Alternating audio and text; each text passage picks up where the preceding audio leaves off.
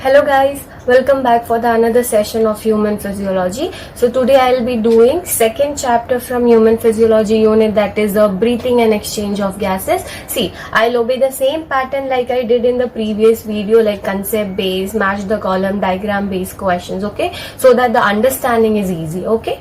So let's start.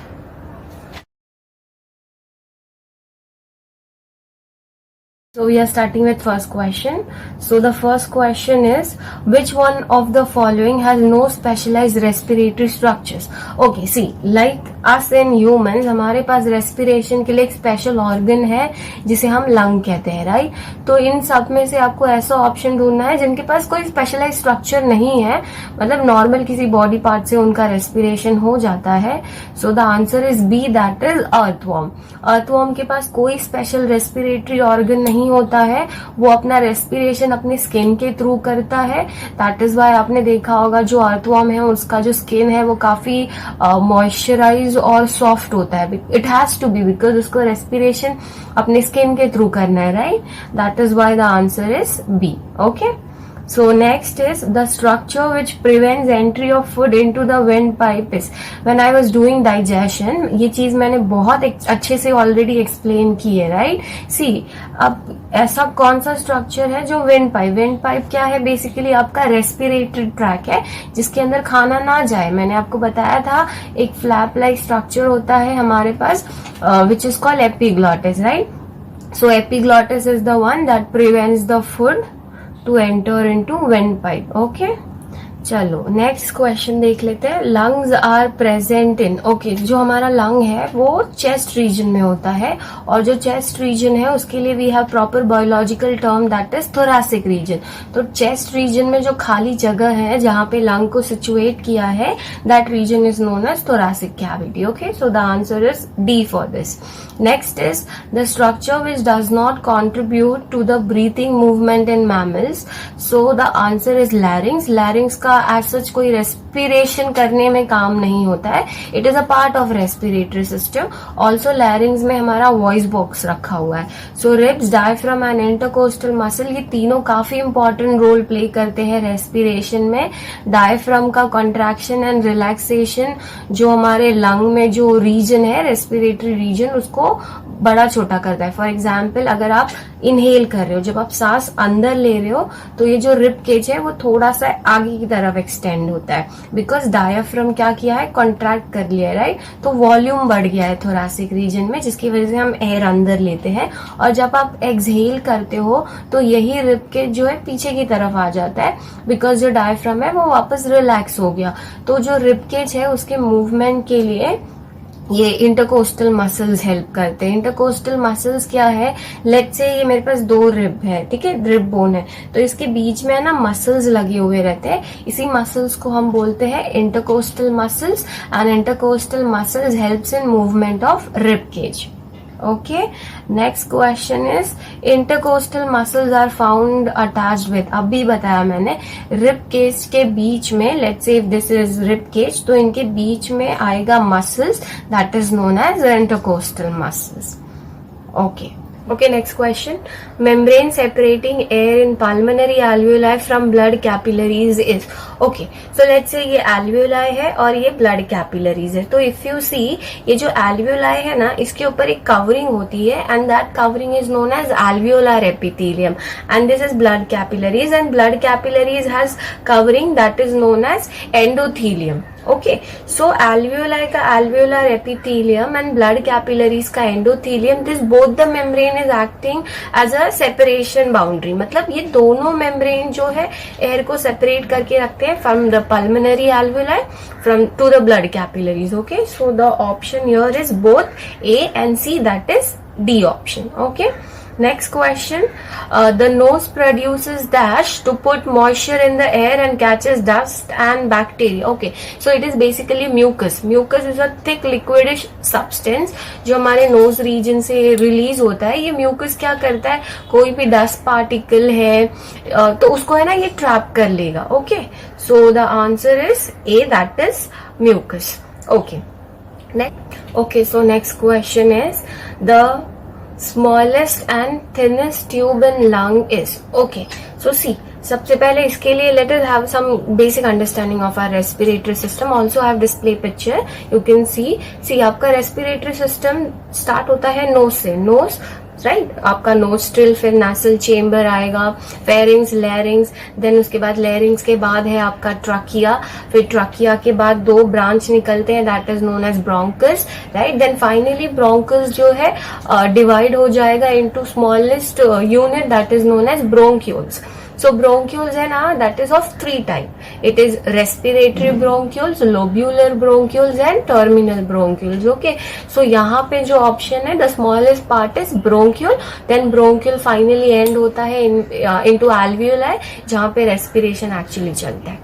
Okay, next is the part that leads from throat to lung is known as. So throat is basically this region. यहाँ से लेके आपका thoracic region में जो lung है, उस tube को क्या बोलते हैं? That tube is known as trachea. Okay, and also अगर आपने देखा है डायग्राम में भी मैंने दिखाया था, ट्रकिया पे सी शेप कार्टिलेज लगाया हुआ है, that is specialise hyaline cartilage, और वो ट्रकिया को किसी मैकेनिकल इंजरी से प्रोटेक्ट करता है. Okay, so next is the amount of air remaining in the air passages and alveoli at the end of quiet respiration is called as. Okay, for this अभी मैं आपको सारे respiratory volumes explain कर देती हूँ. Okay, so that आगे जो questions आएंगे वहां भी हमें ये काम लगेगा. So I'll quickly explain you all respiratory volumes, कितना उसका number है, what all factors involved and everything. Okay. See humans में है ना, रेस्पिरेशन का रेट जो है मेंटेन करके रखा जाता है, and this respiratory rate is maintain by CO2 and O2. So depending on this we have different respiratory volumes. Will see first one, that is tidal volume. So tidal volume is basically the volume of air that is moved during normal inhalation and normal exhalation. मतलब जब आप कोई extra efforts नहीं ले रहे हो, जो normal process में इनहेल एक्सहेल चल रहा है वही हो रहा है. So that volume of air is known as tidal volume, and in normal person it is generally 500 ml. So please remember this number, it is 500 ml. tidal volume क्या है? Normal exhalation and inhalation में कितना volume of air है, that is only known as tidal volume. Okay, so next is inspiratory reserved volume.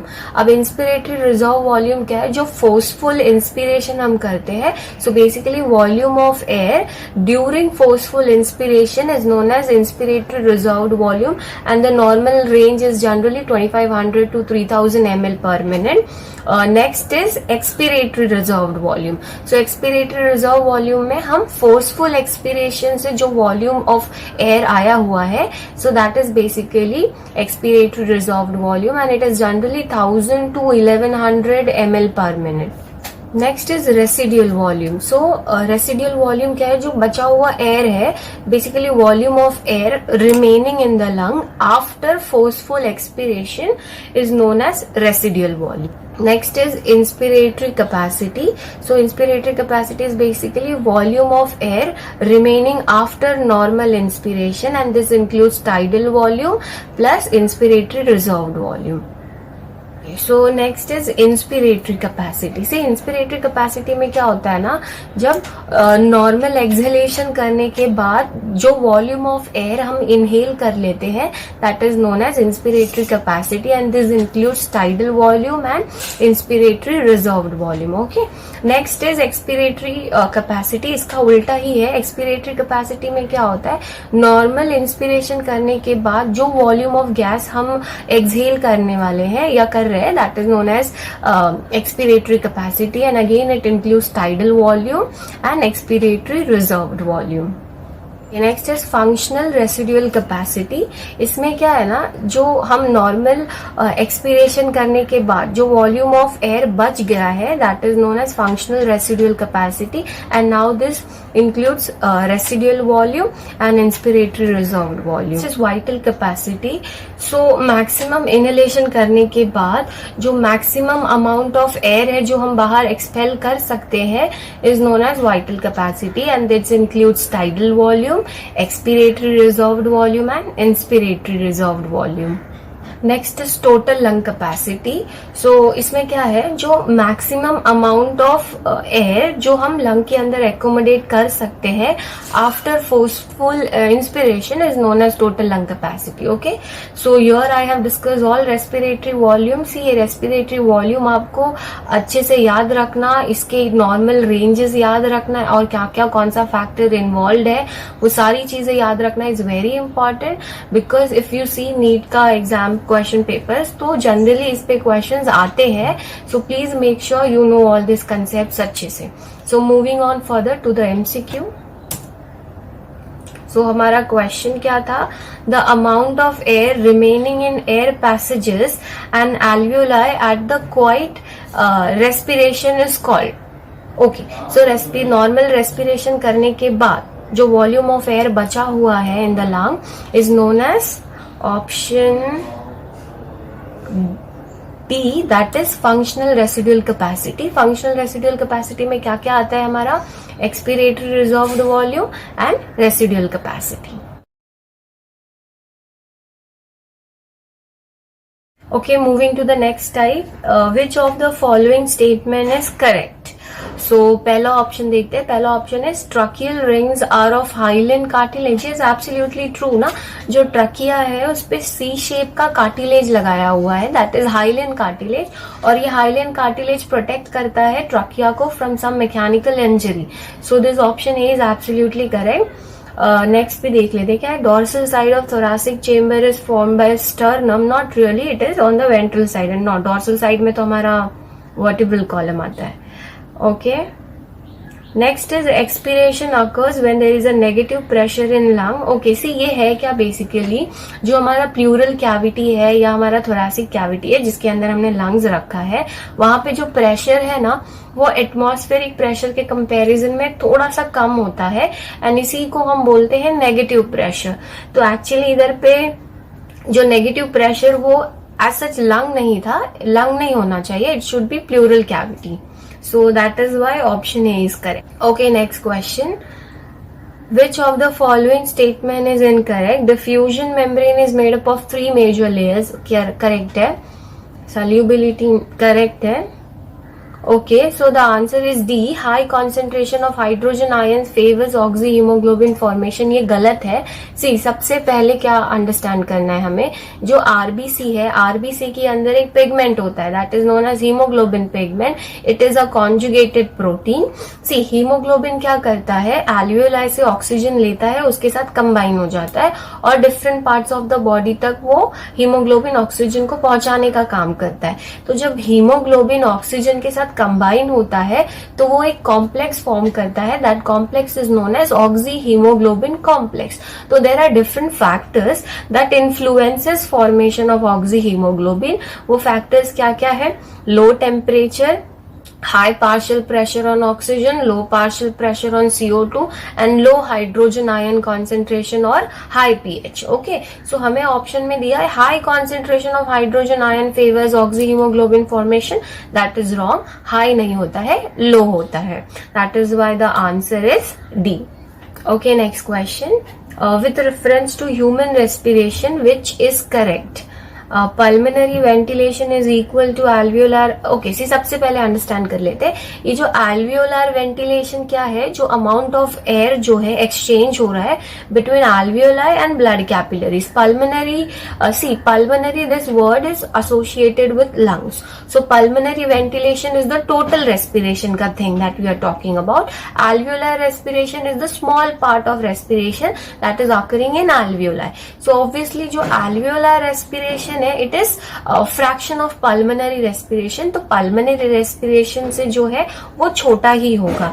सो हमारे पास ऐसा option कौन सा है, alveolar ventilation is less than pulmonary ventilation, that is C. Okay, next, which of the following statement correctly defines Bohr's effect? Okay, this is very important question and ये question based है oxyhaemoglobin dissociation curve पे. I would really want आप इसको NCERT से बहुत अच्छे से देख ले and also I will explain, don't worry. See, सबसे पहले ये P50 का मतलब क्या है? P50 is basically oxygen tension और it is partial pressure at which 50% of the haemoglobin has been saturated. 50% of haemoglobin has been saturated का मतलब है ये जो हीमोग्लोबिन है ऑक्सीजन के साथ कंबाइन होके ऑक्सी हीमोग्लोबिन कॉम्प्लेक्स फॉर्म कर चुका है. ओके, सो यहाँ पे है ना कुछ फैक्टर्स है जो असेंशियल रोल प्ले करते हैं इन ऑक्सी हीमोग्लोबिन फॉर्मेशन. अभी मैंने प्रीवियस क्वेश्चन में बताया था, राइट? सो बोर्स इफेक्ट बेसिकली क्या है?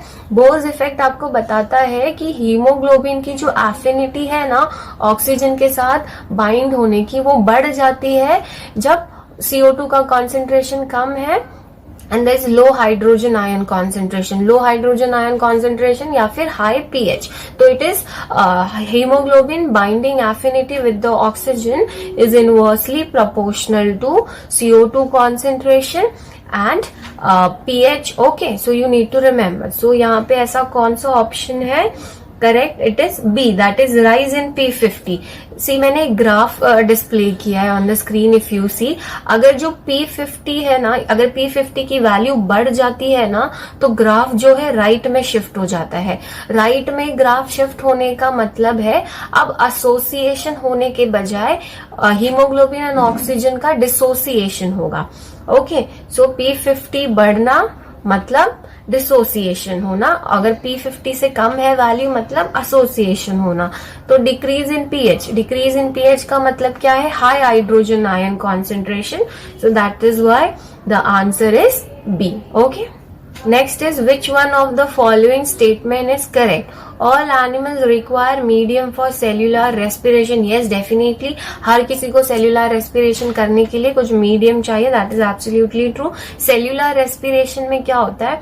जो nutrients के थ्रू हमारा ग्लूकोज आया हुआ है उसको हम सेल के अंदर लेते हैं एंड उस न्यूट्रिएंट से हम जनरेट करते हैं ATP in the presence of oxygen is known as cellular respiration.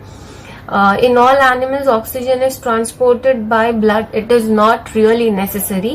All animals need oxygen. No, there are also some anaerobic organism. All of the above. So, हमारा correct option इसमें है A. Okay, next question. The correct statement in respect to protein hemoglobin is that we know hemoglobin क्या है? Hemoglobin is a protein जो different parts of the tissues पे oxygen supply करने का काम करता है. ऑक्सीजन के साथ ये hemoglobin कंबाइन होता है एंड फॉर्म करता है oxy hemoglobin complex, right? So we know it is basically the supplier of oxygen. So maintains blood sugar level. No, उसके लिए we have hormone that is insulin and catalyst के लिए we have number of enzymes and antibodies formation के लिए generally vitamin essential होते हैं. So the option is B, that is acts as a carrier in blood. Next is identify the correct statement with reference to transport of respiratory gases by blood. Hemoglobin is necessary for transport of carbon dioxide. Is that? No, it is wrong, right? We know it is for oxygen supply. तो A गलत है हमारा. Hemoglobin is necessary for transport of oxygen and carbonic anhydrase for transport of CO2. Yes, the option B is absolutely correct. Next question. Which one of the following is the correct statement for respiration in humans? Okay, so workers in grinding and stone breaking industries may suffer from lung fibrosis. Yes, it is absolutely true. क्या होता है ना, छोटे छोटे particles का accumulation हो जाता है ना, तो उससे जो लंग्स के टिश्यू है उनकी स्कारिंग शुरू हो जाती है. वो जो टिश्यूज है वो बेसिकली खराब होने लग जाते हैं. सो ए करेक्ट है. 90% of CO2 is carried by no. It is only 25% of CO2 that is carried by hemoglobin. 97% oxygen को कैरी करने का काम करता है haemoglobin. So it is wrong. Also ये सही है कि CO2 के साथ हीमोग्लोबिन कंबाइन होता है और फॉर्म करता है carb amino haemoglobin, but 90% CO2 को नहीं लेके जाता है वो. It is hardly 20 to 25%. But haemoglobin का primary function is transport of oxygen. Next है सिगरेट स्मोकिंग में lead to inflammation of bronchi है। नो, सिगरेट जो है या उसका स्मोकिंग जो है ना, उससे एक डिजीज होता है that is known as emphysema. And emphysema is chronic respiratory disorder. यहाँ पे क्या होता है ना, जो एल्वियोलर सैक है ना, वहां पे पूरी एयर भर जाती है। सो बेसिकली वहां पे है ना पूरा गैशियस कैविटी फॉर्म हो जाता है and it is also irreversible, काफी क्रोनिक हुआ तो। Next is neural signals from pneumotaxic centre in pons region of the brain increases the duration. No, it doesn't increases, it actually decreases the duration of inspiration. क्या होता है ना, we know हमारा जो brain है वो हमारी पूरी बॉडी को रेगुलेट करके रखता है। तो अगर रेस्पिरेशन में थोड़ा भी अल्टरेशन आ रहा है या कुछ गड़बड़ चल रहा है तो हमारे ब्रेन में जो रीजन है जो हमारे रेस्पिरेशन को कंट्रोल कर रहा है वो क्या करेगा, वो नेसेसरी चेंजेस करता है। So it basically decreases the duration of inspiration and it doesn't increases. So हमारा correct option is A. Next question, mark the correct statement. Okay, this question is again based on the respiratory volume. I have already explained you this respiratory volume in the previous question, right? So tidal volume क्या है हमारा, volume of air after normal exhalation and inhalation. जब आप कोई extra effort नहीं लगा रहे हो करने के लिए, उसे हम टाइडल वॉल्यूम बोलते हैं। और नॉर्मल हेल्दी पर्सन में टाइडल वॉल्यूम कितना है, remember it is 500 ml। Okay, residual air क्या है, द अमाउंट ऑफ एयर जो एयर लंग में बचा हुआ है, अभी फोर्सफुल एक्सपिरेशन कर लो नहीं निकाल सकते, is known as residual volume. Next is complementary air. See complementary air क्या है, जो अमाउंट ऑफ एयर जो हम इनहेल करते हैं after normal expiration is known as complementary air. Next is supplementary air. Supplementary air is basically the volume of air that can be still expelled out, मतलब expiration करने के बाद भी जो वॉल्यूम ऑफ एयर आप बाहर निकाल सकते हो is known as supplementary air. So in this question all options are correct. Volume of residual air is higher than the tidal volume. Obviously it is 1200 for residual air. Complementary air is higher than tidal. It is basically all of the above. Okay, next question, which of the following statement is correct? Inspiration is a passive process, whereas okay, see, inspiration जो है ना मतलब inhale करना, expiration is exhale करना। तो जो हमारा inspiration होता है ना वो एक्टिव प्रोसेस होता है। अब ये एक्टिव पैसिव के बीच का डिफरेंस समझ लो। पैसिव का मतलब है जब आप काम करते हो आपको एनर्जी की जरूरत नहीं पड़ती है। When no ATP is required, we know our body uses energy in the form of ATP, right. तो जब हम अपनी बॉडी से किसी भी एनर्जी का यूज नहीं करते हैं कुछ भी काम करने के लिए तो उसे हम पैसिव बोलते हैं। जब कुछ काम करने के लिए आपको एनर्जी लगता है दैट इज एटीपी लगता है, it is known as active process. तो remember inspiration is active process because inspiration में क्या होता है, डायफ्राम को आपको कॉन्ट्रैक्ट करना है, कॉन्ट्रैक्शन के लिए एनर्जी लगती है। And expiration is passive process, उसके लिए कोई एटीपी का रिक्वायरमेंट नहीं है। सो हमारा आंसर जो करेक्ट है it is B, that is inspiration is active process whereas expiration is passive process. Okay, next question. Which of the following condition is responsible for increase in ventilation rate of lung? See, ventilation rate का मतलब breathing ही है. It is basically breathing. Breathing में हम क्या करते हैं, हम CO2 को जो है बाहर exhale करते हैं, O2 को inhale करते हैं. तो it is basically a gaseous exchange mechanism. CO2 is accumulated inside our body by various metabolic processes, right? So क्या होता है ना, not every time our tissue needs the same. So definitely जो chemical substances है उनका concentration भी very करेगा and there could be lot of changes in the body physiology, right? So not all the time our pulmonary ventilation या फिर हमारा respiratory rate है वो constant रहे. So to monitor the respiratory changes and to maintain the respiratory rate, we have certain respiratory regulatory mechanism, and this respiratory regulatory mechanism is under control of chemical regulation, that is under control of brain. Okay, so क्या होता है, कुछ है ना chemosensitive areas होते हैं सो ये chemosensitive areas क्या करते हैं, they detect any change in the concentration of certain chemical substances.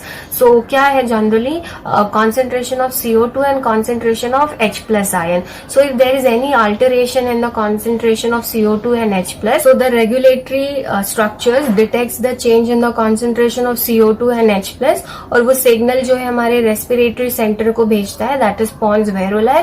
फिर वहां पे नेसेसरी चेंजेस लिया जाता है, एक्शन करके we maintain the respiratory rate.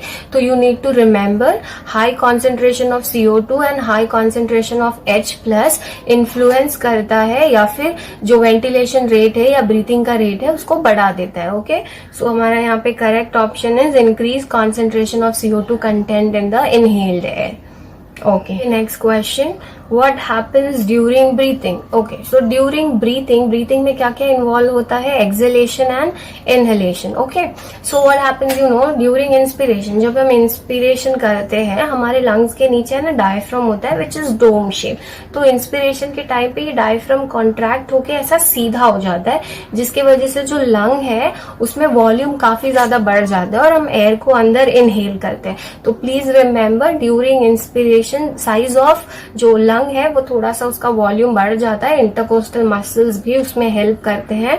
Okay, so size of our chest increases due to contraction of diaphragm and also air enters into our lungs. So the correct option is B, that is 1 and 4.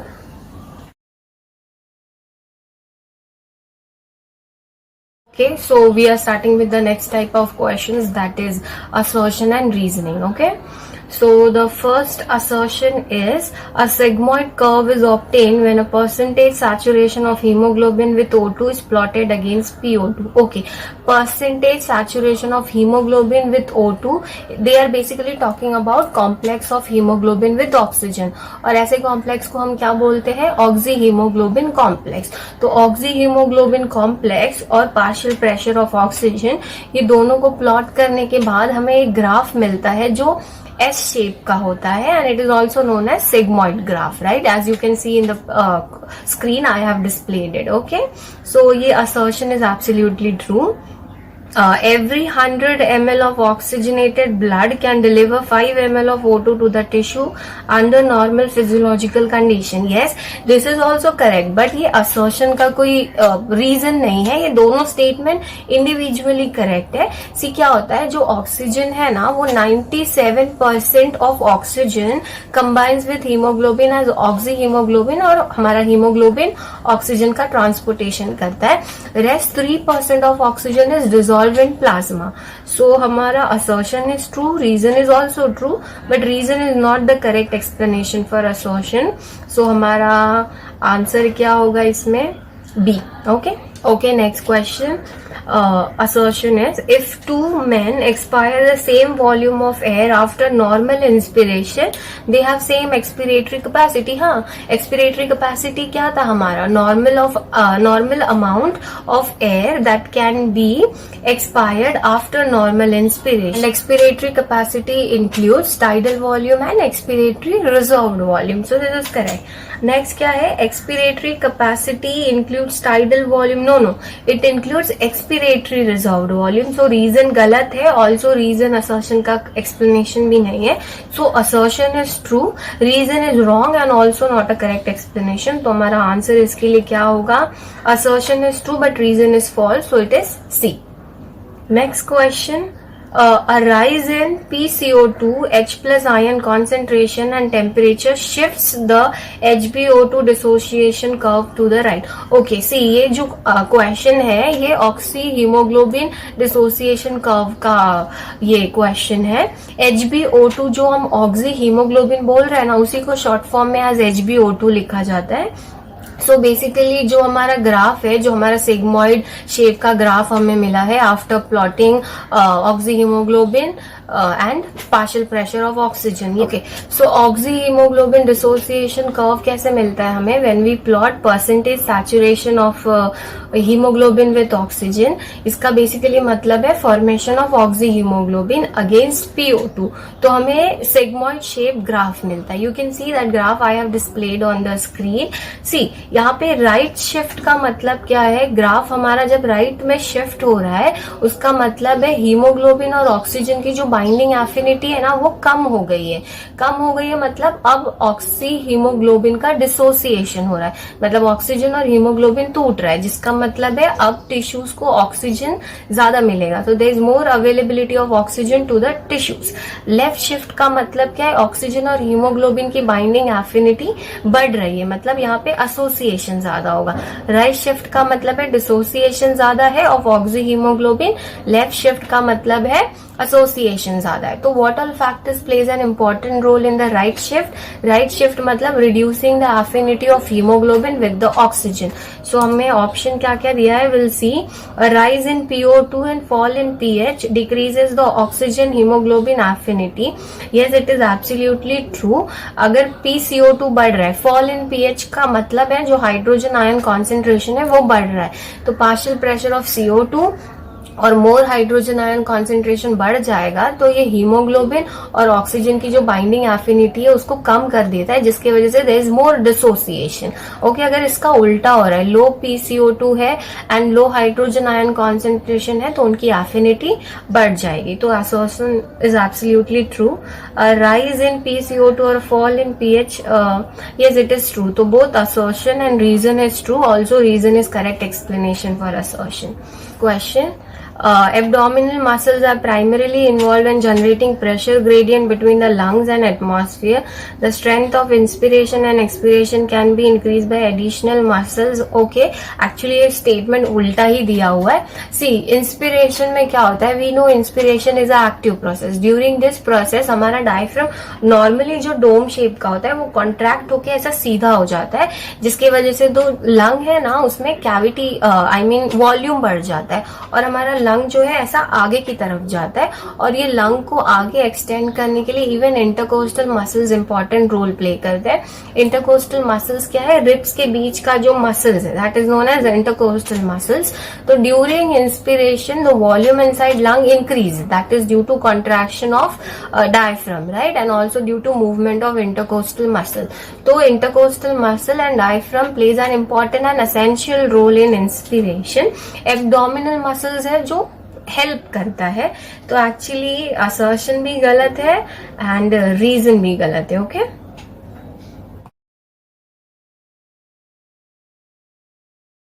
next we are starting with matching type questions, that is match the column. I told you we will apply elimination technique, right? Elimination technique mein with the few knowledge we can get our correct answers, right? Okay, let's start. So the first question is column 1 and column 2, मतलब basically they have given you organisms and the part और the organ of respiration. Earthworm respiration करता है अपने skin के through, and please remember skin के through respiration करते हैं उसे बोलते हैं क्यूटेनियस रेस्पिरेशन.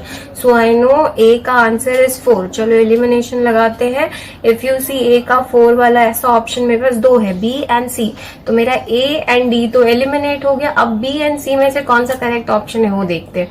ह्यूमंस रेस्पिरेशन करते हैं अपना लंग के through, and I told you lung related कोई भी वर्ड आता है जनरली हम पल्मनरी यूज करते हैं. So pulmonary is basically lung related. तो बी का आंसर इज 1. तो ऐसा ऑप्शन है हमारा सी. बी भी एलिमिनेट हो गया. We have our correct option, that is B. Prawns respiration करते हैं through this branchial respiration, and insects respire through trachea. Okay, this true. Okay, next question. Okay, so in this question they have given you respiratory disorders और उसका symptoms दिया हुआ है. Okay, तो आपको correct option ढूंढना है with the proper matching. Okay, asthma. See, asthma is basically a respiratory disorder और इसमें क्या होता है, जो airways है ना वो काफी narrow हो जाता है, जिसकी वजह से there is shortness of breath, मतलब breathing में काफी तकलीफ होती है और breathing का जो rate है वो भी काफी कम होता है. Also, asthma में there is chest discomfort and wheezing wheezing. Wheezing का मतलब क्या है, जब हम ब्रेथ करते हैं तो साउंड आती है, there's whistle during breathing. And also spasm of bronchial muscles. Spasm of bronchial muscles का मतलब क्या है, it is an involuntary contraction which is painful. तो अस्थमा का correct option is D. Okay, so we know हमारा correct option आ गया हमारे पास, that is D, but still will see. Next is bronchitis. See ITIS. Itis का मतलब होता है इन्फ्लेमेशन, तो ब्रोंकाइटिस बोला है मतलब inflammation of bronchus. Okay, so इसका करेक्ट ऑप्शन क्या है हमारे पास, that is inflammation of bronchi. Okay, when there is inflammation of bronchi ना, तो यहाँ पे क्या होता है, कफिंग होता है with the production of mucus. Okay, next is rhinitis. तो it is basically inflammation of mucus membrane inside nasal chamber. क्या होता है राइनाइटिस में, यहाँ पे है ना, जब डस्ट होता है या कोई पोलन ग्रेन या कोई एलर्जेंस होता है, तो उसके वजह से ना हमारा जो म्यूकस मेम्ब्रेन है उसका इन्फ्लेमेशन हो जाता है, जिसके through we have stuffy nose और we have running nose. Okay, next is emphysema. Emphysema is cause due to cigarette smoking. तो एम्फिसेमा में क्या होता है, जो एयर गैप्स है या एयर पॉकेट्स है वो काफी ज्यादा बढ़ जाते हैं, बिकॉज उसमें एयर कैविटी पूरा भर गया है एंड वहां पे पूरा जो मसल्स है उसका डिस्ट्रक्शन होना चालू हो जाता है. सो इधर पे we have correct option, that is fully blown out alveoli. Please remember, emphysema is a chronic respiratory disorder and it is irreversible. So the correct option here we have is D. Okay, next question. Okay, जो next question है that is again based on respiratory volumes. Respiratory volumes अभी मैंने आपको previous question में ही explain किया है. So if you have any doubt in this, please refer to the previous question. They have given you the normal range, मतलब हर respiratory volume का कौन सा कितना रेंज है वो आपको मैच करना है properly. So first is residual volume. Residual volume होता है 1200 ml, please remember. Next is vital capacity. Vital capacity जो है it is 4500 ml and inspiratory reserved volume होता है 2500 and inspiratory capacity 3500. So the correct option here is D. Okay, next question.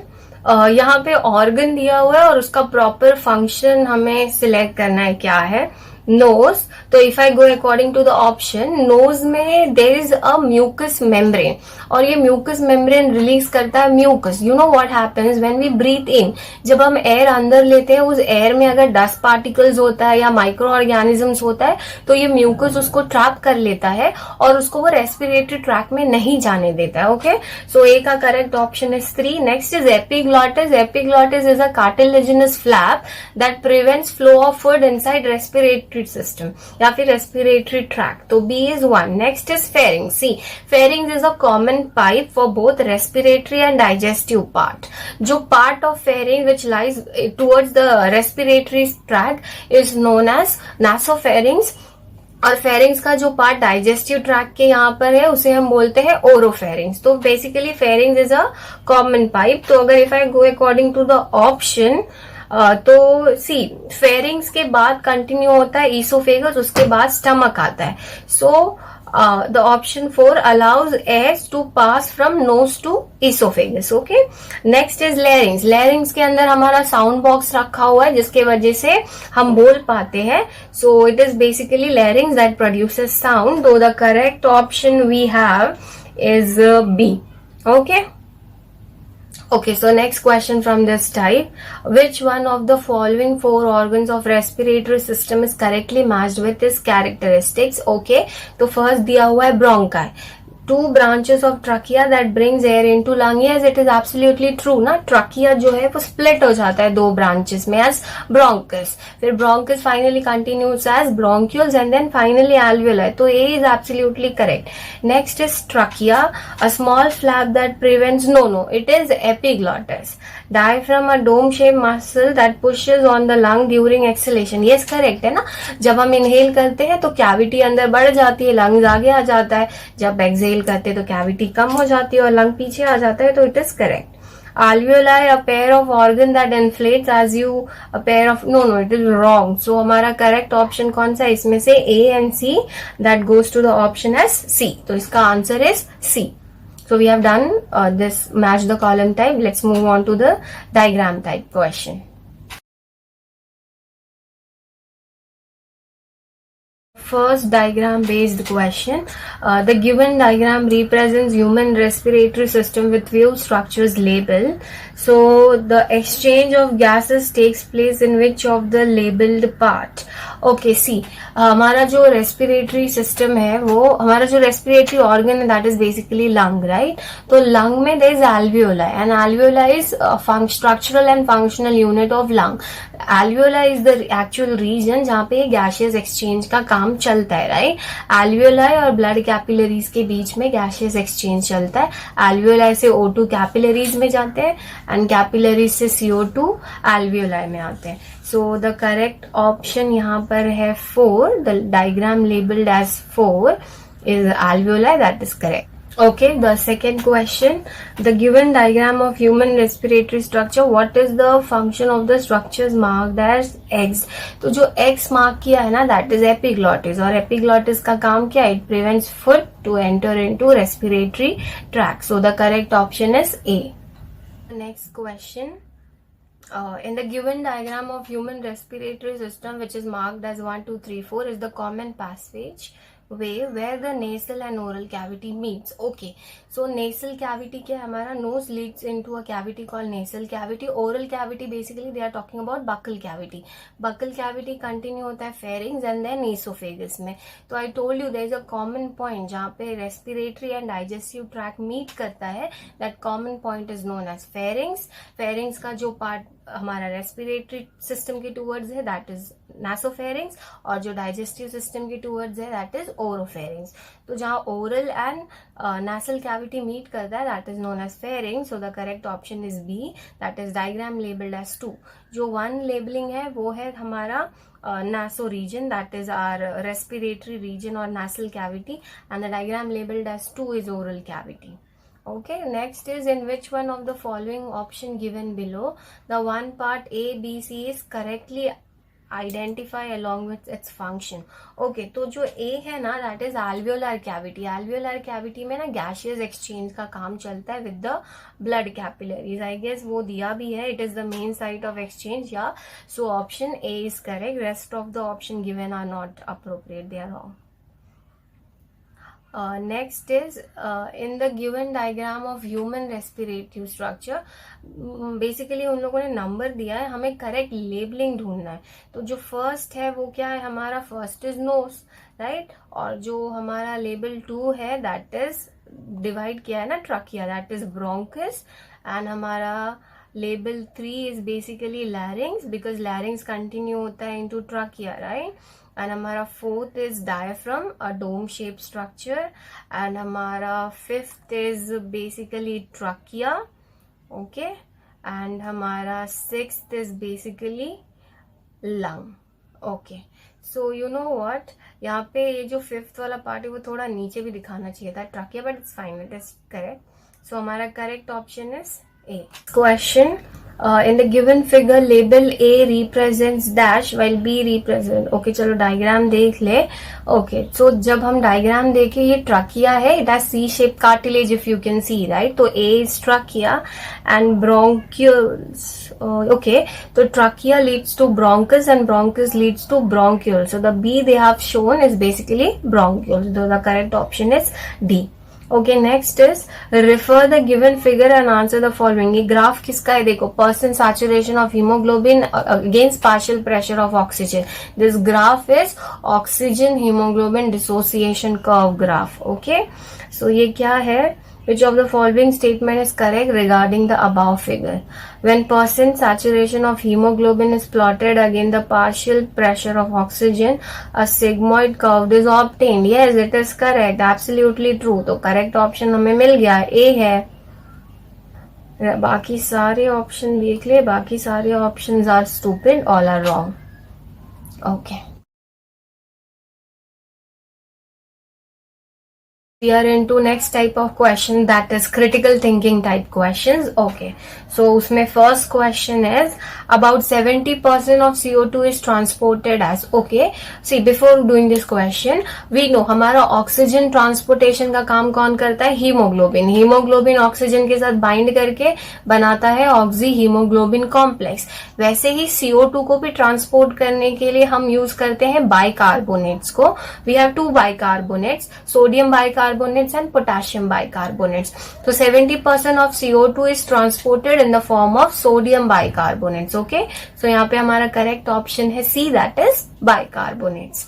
Question, oxyhemoglobin dissociates into oxygen and deoxyhemoglobin. Okay, so इधर basically क्या है ये question में कि ऐसा कौन सा फैक्टर है जो असेंशियल रोल प्ले करता है in the dissociation of oxy haemoglobin complex. Oxy haemoglobin complex टूट जाता है और हीमोग्लोबिन और ऑक्सीजन सेपरेट होता है. तो what favours dissociation of oxy haemoglobin? So when I go according to the option, it is basically low O2 pressure in the tissue. तो ये फेवर करता है डिसोसिएशन ऑफ ऑक्सी हीमोग्लोबिन, जिसकी वजह से ऑक्सीजन फ्री हो जाता है. Now more oxygen is available for the tissues. Okay, next question. Even when there is no air in it, trachea does not collapse due to presence of. We know trachea पे C-shaped cartilage है. It is specialized hyaline cartilage and it prevents trachea from all mechanical injuries. Okay. So हमारा correct option क्या है इसमें? Cartilaginous ring, hyaline cartilage होता है वो basically. Okay, dissociation curve shifts to right when pH increases. pH increases का मतलब है low concentration of hydrogen ion, और जब low concentration of hydrogen ion होता है तो हमारा ग्राफ जो है वो लेफ्ट में शिफ्ट होता है, ना कि राइट में. CO2 concentration increases. Yes, CO2 का कॉन्सेंट्रेशन बढ़ता है तो हमारा ग्राफ राइट साइड में शिफ्ट हो जाता है, which means that affinity of haemoglobin with binding with oxygen reduces, जिसके वजह से ऑक्सी हीमोग्लोबिन कॉम्प्लेक्स डिसोसिएट होता है. O2 concentration decreases. No, 2,3 Pg decreases. 2,3 ये 2,3 डाइफॉस्फोग्लिसरेट है, आपने ग्लाइकोलिसिस में किया होगा, ये उस दौरान ये सबस्ट्रेट बनता है. सो इस क्वेश्चन का answer is CO2 concentration increases. Okay, next is during inspiration in mammals the diaphragm becomes. See, जब हम inspiration करते हैं, inspiration is a active process. diaphragm normally dome shape का होता है. जब inspiration करते हैं तो ये ऐसा flat हो जाता है, जिसके वजह से thoracic region में volume बढ़ जाती है.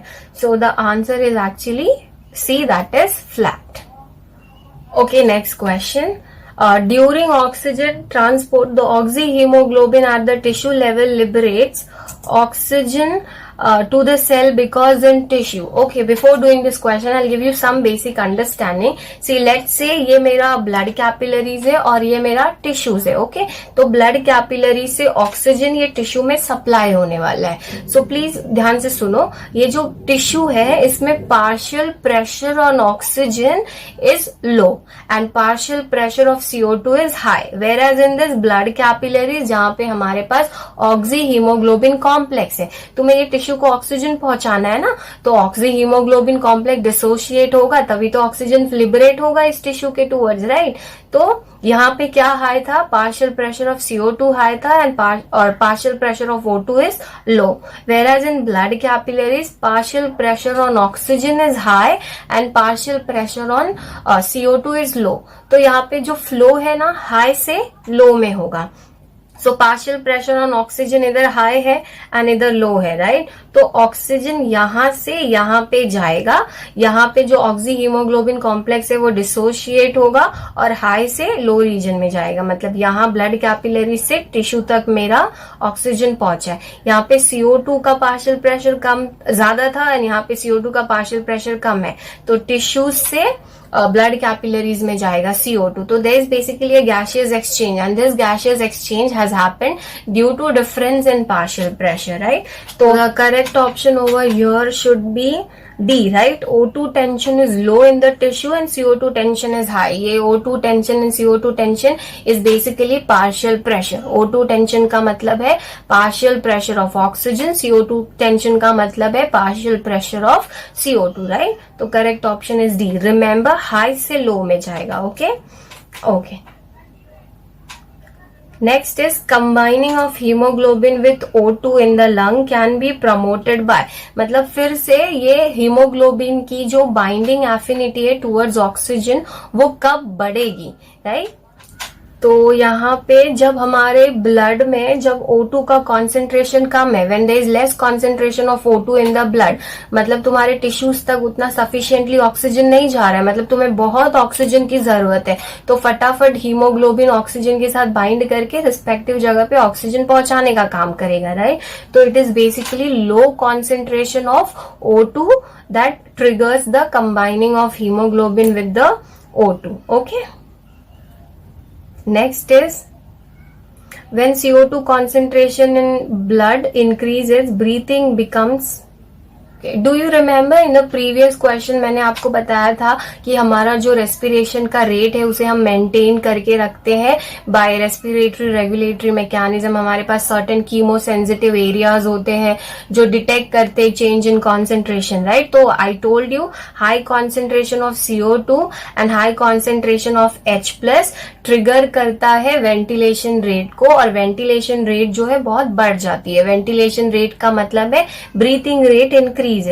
तो जब CO2 का कॉन्सेंट्रेशन इन ब्लड इंक्रीज हो रहा है तो हमारा वेंटिलेशन रेट भी क्या होगा, बढ़ जाएगा, right. So the answer is it increases, that is faster and deeper.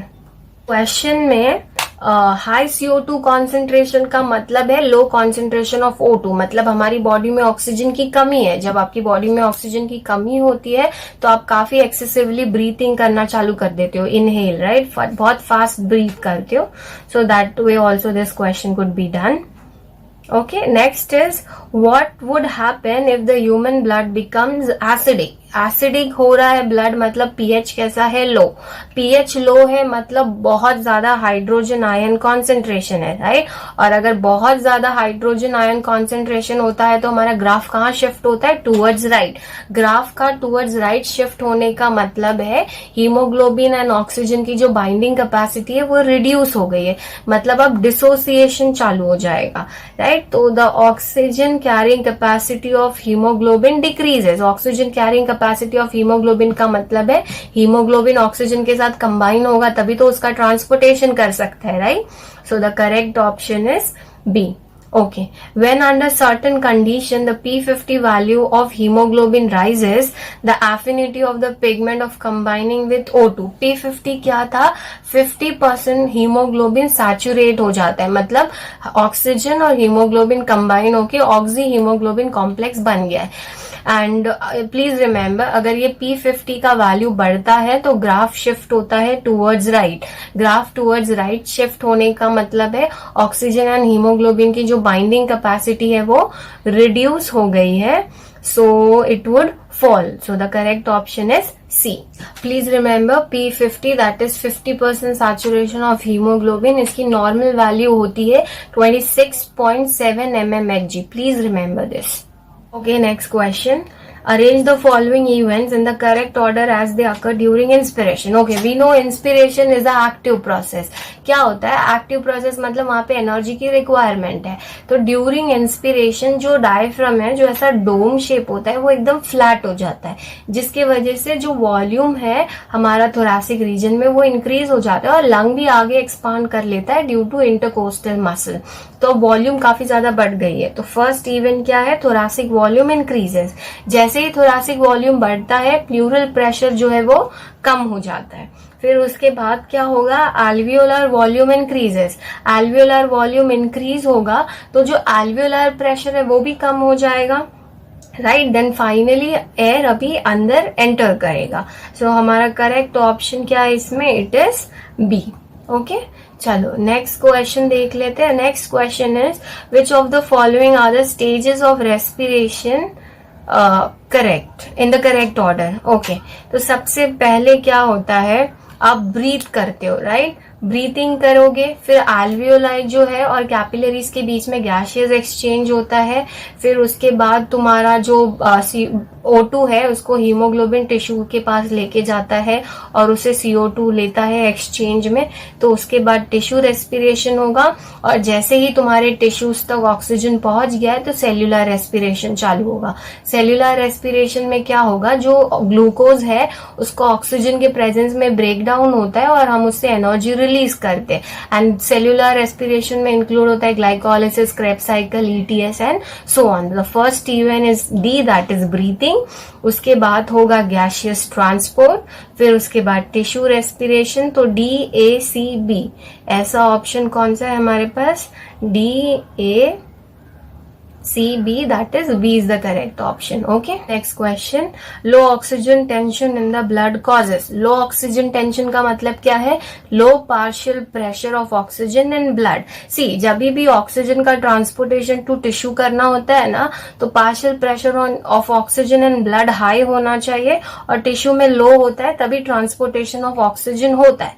तो जब ऑक्सीजन टेंशन कम है तो उतने एफिशिएंटली हमारे पार्ट्स ऑफ द टिश्यूज तक ऑक्सीजन नहीं पहुंच रहा है, right. This results into yawning. Also remember this, जब हम बहुत ज्यादा थक जाते हैं ना, हम इतने एफिशिएंटली रेस्पिरेशन रेट जो है हमारा चलता नहीं है। ऐसा नहीं हम सांस नहीं लेते, यस डेफिनेटली हम लेते हैं, बट थोड़ा बहुत रेट जो है वो ऑल्टर हो जाता है। इसलिए हमें ना यॉर्निंग में क्या करते हैं, बहुत एक्सेसिवली ब्रीथ इन करते हैं, मतलब आप बहुत ज्यादा एयर को अंदर ले रहे हो सो दैट वो कंपेंसेट हो जाए, राइट। तो यहाँ पे क्या होता है, यॉर्निंग में आपने एक्सेसिवली बहुत सारा एयर अंदर ले लिया है। एंड ऑल्सो रिमेंबर, जब ब्रेन में है ना हमें ऑक्सीजन का सप्लाई बहुत कम होता है, तो this results into yawning. So yawning is basically a sign where it denotes, where it signifies that there is a lack of oxygen supply to the brain. Okay, so low oxygen tension and blood causes yawning. Okay, next question. Vital capacity of our lung. Vital capacity क्या है? Vital capacity is the volume of air that we breathe in after forceful expiration, या फिर the amount or the volume of air that is expelled out after forceful inspiration. Okay, vital capacity में आता है expiratory reserved volume, inspiratory reserved volume and tidal volume. So let's see the option. Okay, as such there is no such kind of option given, but if you see even A is correct ना, जो आपका total lung capacity है minus residual volume will also give you vital capacity, तो A is also correct. Okay, next is functional residual capacity in human is the amount of, okay, it is the amount of air that remains in lung even after normal expiration. Okay, so the option C, theory based था, this was simple. Okay, if a person is suffering from emphysema is her. Emphysema क्या है? Emphysema is a chronic obstructive pulmonary disorder, COPD. Emphysema में क्या होता है, जो alveolar air sacs है ना वो काफी ज्यादा बढ़ जाते हैं और पूरा alveoli का जो membrane है and पूरा alveolar का region है वो डिस्ट्रक्शन चालू हो जाता है उसका। And also remember emphysema, I told you it is a irreversible disorder. तो ऐसा कौन सा ऑप्शन है, alveolar walls are found to be damaged, it is B. Question. The number of RBC per unit volume of blood is likely to be higher in the person living at high altitude because. Okay, this is very nice question और ये जो है ना it is basically evolutionary adaptation for the person or the people living at higher altitudes. Higher altitudes मतलब काफी ऊंचाई पे जो रहते हैं.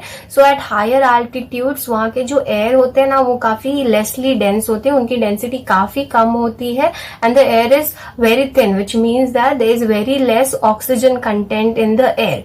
Okay, so क्या होता है, due to which हमारी बॉडी में ऑक्सीजन की कमी हो सकती है.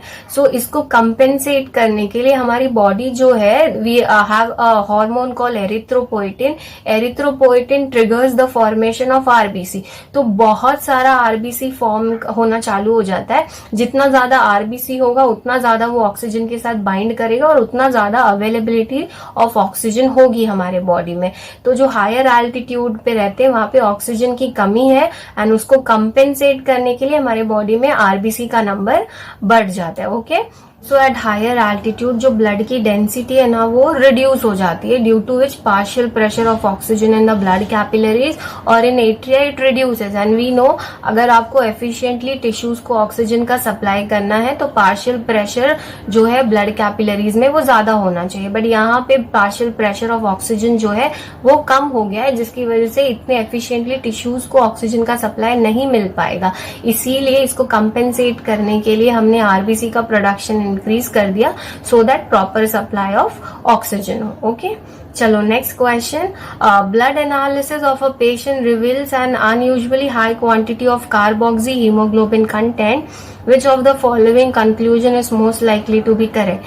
The patient has been inhaling polluted air containing usually high. Okay, this question is of carbon monoxide poisoning. Before that, see, we know hemoglobin का primary काम क्या है? ऑक्सीजन का ट्रांसपोर्टेशन। हीमोग्लोबिन ऑक्सीजन के साथ कंबाइन होके फॉर्म करता है ऑक्सी हीमोग्लोबिन कॉम्प्लेक्स, फिर डिसोशिएट होके different parts of the bodies में हम ऑक्सीजन को सप्लाई कर देते हैं, right. Also remember this, haemoglobin जो है उसकी एफिनिटी CO जो है कार्बन मोनोऑक्साइड उसके साथ बाइंड करने की ज्यादा होती है।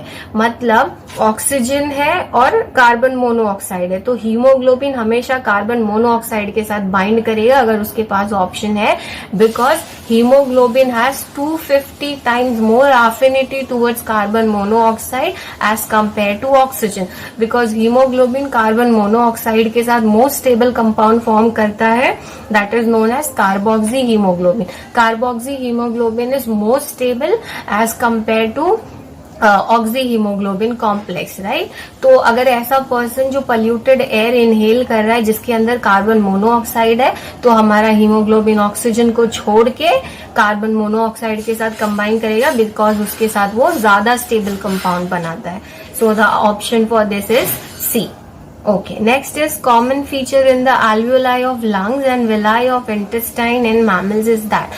Okay, see, we know bronchus जो है that continues into bronchioles and bronchioles continue करता है into numerous alveoli. हमारी बॉडी में बहुत ज्यादा alveoli होते हैं। Body as such in the lung we have lots of alveoli and we know alveoli जो है it is structural and functional unit of lung जहाँ पे actually gaseous exchange का काम चलता है। तो जितना ज्यादा एल्वियोलाई होगा उतना ज्यादा गैसियस एक्सचेंज चलेगा, मतलब उतने एफिशिएंटली CO2 को निकाला जाएगा और O2 को different parts of the tissues तक पहुंचाया जाएगा, राइट। और विलाई क्या है हमारे इंटेस्टाइन का, जो इंटेस्टाइन है आपने देखा था प्रीवियस जो हमने क्वेश्चंस किए थे डाइजेशन एंड एब्जॉर्प्शन के, जो इंटेस्टाइन है वो काफी ज्यादा कॉइल्ड होता है, तो कॉइलिंग की वजह से क्या होता है सरफेस एरिया बढ़ जाता है, और जितना ज्यादा सरफेस एरिया होगा उतना ज्यादा एब्जॉर्प्शन हम अच्छे से करेंगे, राइट। तो ये दोनों के बीच में कॉमन फीचर क्या है, high surface area. Okay, so next question is, इसका आंसर इज ए। हाँ, next is presence of large number of alveoli around the alveolar ducts opening into bronchioles in mammal lungs is. Okay, so alveoli क्या था, alveoli is the reason जहां पे actually gaseous exchange का काम चलता है, right. तो इधर ऑप्शन दिया इन लोगों ने inefficient system, it is definitely not a inefficient system, तो ए एंड बी मेरा ऑटोमेटिकली एलिमिनेट हो रहा है, तो we are left with C and D. It is an efficient system of ventilation with no residual air, it is an efficient system of ventilation with little residual air, is definitely. Residual air क्या था, volume of air remained even after forceful expiration, मतलब आपने जब expiration कर लिया उसके बाद जो बचा हुआ एयर है लंग्स में उसके साथ भी हमारा एल्वियोलाई वेंटिलेशन का काम कर सकता है, मतलब गैसियस एक्सचेंज। तो the correct option here is D. Okay, next देखते हैं, maximum amount of oxygen is exchange from the blood in the dash, it is obviously capillaries surrounding the tissues, na.